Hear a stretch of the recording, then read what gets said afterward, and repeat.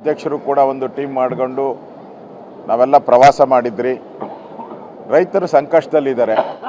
ಒಂದು ಕಡೆ ಕಾವೇರಿ ವಿಚಾರವಾಗಿ ಈ ಸರ್ಕಾರ ತಪ್ಪು ನಡೆಯಿಂದ ಸರಿಯಾಗಿ ವಾದ ಮಾಡದೆ ಕಾವೇರಿ ಜಲಾಯನ ಪ್ರದೇಶದಲ್ಲಿ ಹಳೆ ಮೈಸೂರು ಭಾಗದಲ್ಲಿ ಬೆಳೆನೇ ಬೆಳೆಯೋಕ್ಕಾಗದೇ ಇರೋವಂಥ ಪರಿಸ್ಥಿತಿ.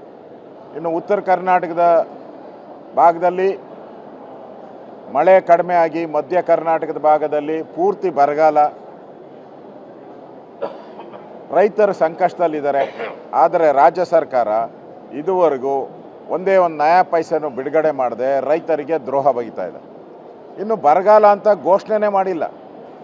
ನಾಳೆ ಏನೋ ವರದಿ ಏನೋ ಬರಗಾಲದ ಬಗ್ಗೆ ನಾಳೆ ಪರಮೇಶ್ವರ್ ಅವರು ಸ್ಟೇಟ್ಮೆಂಟ್ ಕೊಡೋರಿದ್ದಾರೆ. ನಾಳೆ ಯಾವ ಪುರುಷಾರ್ಥಕ್ಕೆ ಸ್ಟೇಟ್ಮೆಂಟ್ ಕೊಡ್ತೀರಾ? ನೀವು ಬರಗಾಲನ ಅಂತಲೇ ಘೋಷಣೆ ಮಾಡ್ದಿರಾ ಸ್ಟೇಟ್ಮೆಂಟ್ ಮಾಡಿ ಏನು ಉಪಯೋಗ? ಅದರಿಂದ ಸ್ಟೇಟ್ಮೆಂಟ್ ಮಾಡಿದ್ರೆ ನೀವೇನು ಹಣ ಬಿಡುಗಡೆ ಮಾಡಿದ್ದೀರಾ? ನೀವು ಸ್ಟೇಟ್ಮೆಂಟ್ ಮಾಡೋಕ್ಕೆ ಮುಂಚೆ ಇಷ್ಟು ಹಣ ಬಿಡುಗಡೆ ಮಾಡಿದ್ದೀರಿ, ಇಷ್ಟು ರೈತರು ಸಿಕ್ಕಿದೆ, ಇಷ್ಟು ಜಾನುವಾರುಗಳಿಗೆ ಎಷ್ಟು ಗೋಶಾಲೆ ಕಟ್ಟಿದ್ದೀರಿ, ಏನೂ ಇಲ್ಲ. ಬರೀ ಸ್ಟೇಟ್ಮೆಂಟಲ್ಲೇ ಸರ್ಕಾರ ನಡೆಸ್ತಾ ಇದ್ದಾರೆ ಇವರು. ನಾವು ವಿಧಾನಸಭೆ ಒಳಗಡೆನೆ ಇದನ್ನು ಚರ್ಚೆ ಮಾಡಬೇಕು ಅಂತ ನಾವು JDS ಅವ್ರ ಜೊತೆನೂ ಕೂಡ ಮಾತುಕತೆ ಮಾಡಿದ್ದೀರಿ. ಕುಮಾರಣ್ಣ ಅವ್ರ ಜೊತೆನೂ ಕೂಡ ಸಮನ್ವಯ ಸಮಿತಿಯಲ್ಲಿ ಮಾತಾಡಿದ್ದೀರಿ. ಇವತ್ತು ರೇವಣ್ಣವರು, ನಮ್ಮೆಲ್ಲ ಕೃಷ್ಣಪ್ಪನವರು ಎಲ್ಲರೂ ಕೂಡ ನಾವು ಇವತ್ತು ಚರ್ಚೆ ಮಾಡಿದ್ದೀರಿ.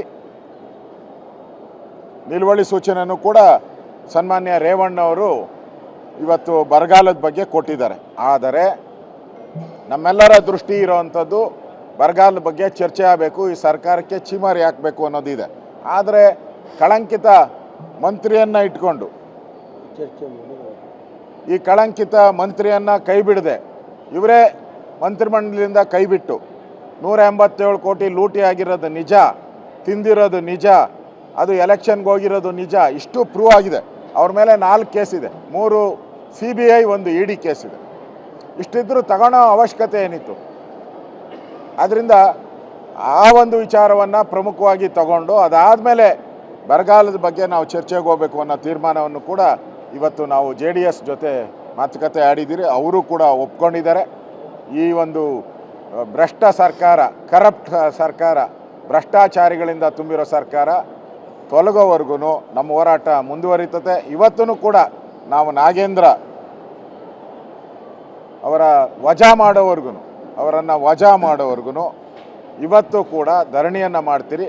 ಆದರೆ ಬರಗಾಲದ ವಿಚಾರನೂ ಕೂಡ ಮುಂದಿನ ದಿನಗಳಲ್ಲಿ ಅದನ್ನು ತೆಗೆದುಕೊಂಡು ಸರ್ಕಾರ ಮೊದಲು ಬರಗಾಲ ಅಂತ ಘೋಷಣೆ ಮಾಡಲಿ, ಆಮೇಲೆ ಸ್ಟೇಟ್ಮೆಂಟ್ ಮಾಡಿದ್ರೆ ಅದಕ್ಕೆ ಅರ್ಥ ಬರುತ್ತೆ.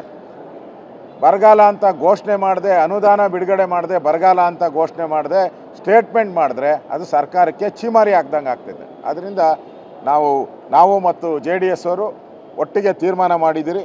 ಇವತ್ತು ಕೂಡ ನಾವು ನಾಗೇಂದ್ರನ್ನು ವಜಾ ಮಾಡಿ ರಾಜ್ಯ ಸರ್ಕಾರದ ಬೊಕ್ಕಸಕ್ಕೆ 187 ಕೋಟಿ ವಾಪಸ್ ಬರಬೇಕು. ಅಲ್ಲಿವರೆಗೂ ನಮ್ಮ ಹೋರಾಟ.